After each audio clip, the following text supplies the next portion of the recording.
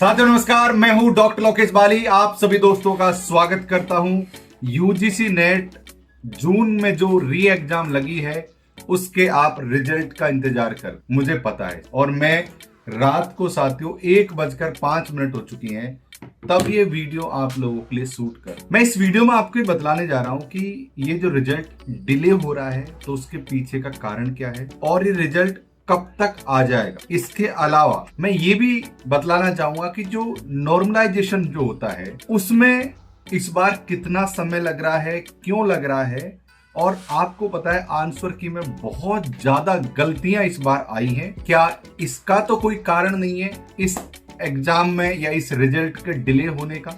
तो उन सभी चीजों पर साथियों हम चर्चा करें। उससे पहले बता दूं कि आपने अभी तक अपना प्रोफेसर एप्लीकेशन को डाउनलोड नहीं किया है तो भाई साहब डाउनलोड कर लीजिए। यहाँ पर इन सभी सब्जेक्टों की क्लास डेली बेसिस पर होती है और सभी के नए बैचेज स्टार्ट मैंने कर दिए। देखो साथियों, इस बार 3 प्रकार की कैटेगरी इंट्रोड्यूस की गई। पहली जीआरएफ, फिर नेट और फिर है पीएचडी एड। तो अब आप एक बात समझ लो कि रिजल्ट को आने में विलंब का एक कारण ये है कि हमको 3 कैटेगराइज में रिजल्ट को बांटना है। एक कारण ये। दूसरा कारण ये है कि इस बार जो जितने भी आंसर की आई थी उनमें ऑब्जेक्शन बहुत ज्यादा हुए। अगर ऑब्जेक्शन बहुत ज्यादा हुए हैं तो उसके ऊपर एक मुकम्मल कमेटी बनती है, आप सभी को पता है। और वो अंतिम फैसला होता है कि जब क्वेश्चन को गलत मानना है या क्वेश्चन को सही मानना है, या अगर आंसर में गलत और सही का खेल है तो उसको देखना। क्योंकि पहले भले ही जब आपसे डाउट्स मांगे गए थे तब भले ही आंसर गलत कर दिया हो, लेकिन इस बार जो ऑब्जेक्शन स्टूडेंट्स ने दिए हैं उनको अच्छी तरीके से चेक किया जाएगा यूजीसी के द्वारा और उसके बाद में ही आपको परिणाम दिया जाएगा। ऐसा नहीं होगा कि भाई जिस प्रकार से अभी आंसर की आई थी, बहुत ज्यादा क्वेश्चन ऊट पटांग, कुछ भी सही को गलत मान लिया, गलत को सही मान लिया, आंसर की दे दी। इस प्रकार से नहीं करेंगे, अन्यथा एनटीए की फजीयत हो जाए। तो इसलिए भी समय लिया जा रहा है क्योंकि आपको पता है 94 सब्जेक्ट्स की एग्जाम्स होती हैं। उन सभी का अलग अलग पैनल बना है, हर सब्जेक्ट के एक्सपर्ट लोगों का पैनल बना है और उन एक्सपर्ट लोगों ने अलग अलग किताबों में अलग अलग जगह उन सब्जेक्ट्स को तोला होगा। इसलिए भी साथियों एग्जाम का रिजल्ट है वो डिले। दूसरा सबसे बड़ा डिले का ये कारण है कि पहले तो ये था कि भाई इतने लोगों को जेआरएफ करवानी है, इतने लोगों को नेट करवानी, लेकिन इस बार एक नया अड़ंगा अड़जा रखा है इन लोगों ने।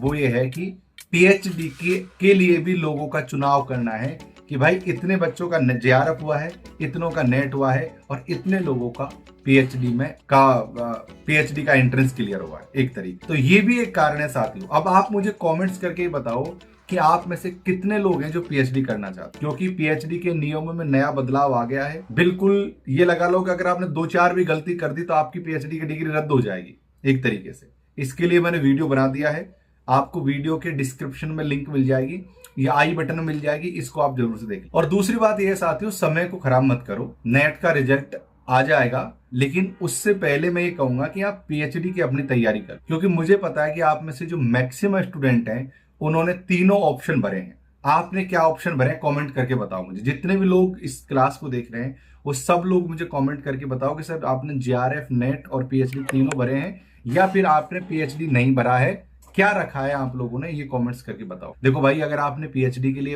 अप्लाई किया है ना एंट्रेंस के लिए, तो मैं कहूंगा कि फिर बैठे मत, अपना टॉपिक का चुनाव कर लो कि भाई तुमको क्या टॉपिक पर काम करना है। प्रपोजल पर काम कर लो कि हर जगह प्रपोजल मांगे जाते हैं यार, तुम प्रपोजल पर काम कर लो या उस टॉपिक से संबंधित कुछ पढ़ लिख लो ताकि इंटरव्यू में अगर आपसे सवाल पूछे जाए तो वो आपको दिक्कत ना रहे। वैसे मैं पूरी सीरीज बनाने जा रहा हूं पीएचडी एडमिशन की, उसकी एक वीडियो मैंने बना दी है और नीचे हर एक की प्लेलिस्ट आपको मिल जाएगी। मैं आगे आगे जब बनाने वाला हूं पीएचडी पर वीडियोस, तो आप उनके साथ जुड़े रहना। इसलिए चैनल को सब्सक्राइब करके रखना, आप लोग बेल आइकन को भी प्रेस। तो मेरी ये सलाह है कि आप, रिजल्ट तो आ ही रहा है लेकिन पहले से ही तुम लोग तैयारी कर लो अपने पीएचडी के प्रपोजल से और पीएचडी के टॉपिक पर आप चर्चा कर लो, या अपने किसी सीनियर से बात कर लो कि मुझे कौन सा टॉपिक सेलेक्ट करना चाहिए, या फिर आप अगर मुझसे भी पूछना चाहते हो तो कमेंट कर दो कि सर पीएचडी में टॉपिक का चुनाव कैसे करें, क्योंकि टॉपिक का चुनाव भी अपने आप में बड़ी चीज है। क्योंकि मैं खुद ऑलरेडी पीएचडी हूं और दुनिया भर का काम किया है मैंने पीएचडी से संबंधित,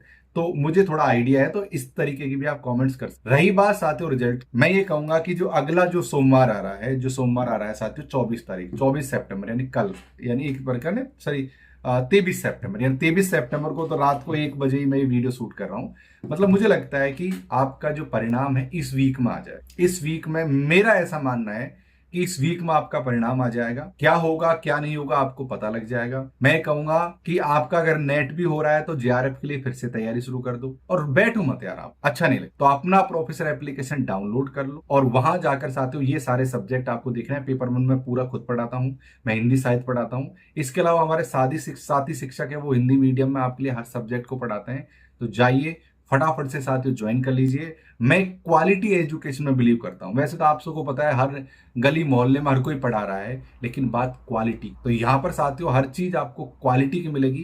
तो जाइए अपना प्रोफेसर एप्लीकेशन को डाउनलोड कीजिए और अभी साथियों डिस्काउंट ऑफर भी चल रहा है 600 रुपए का, इसका भी आप जरूर से लाभ। इस वीडियो को जुड़ने के लिए बहुत बहुत धन्यवाद। तब तक हमेशा की तरह रुको मत, थको मत, डटो मत, हटो मत। नमस्कार, जय हिंद।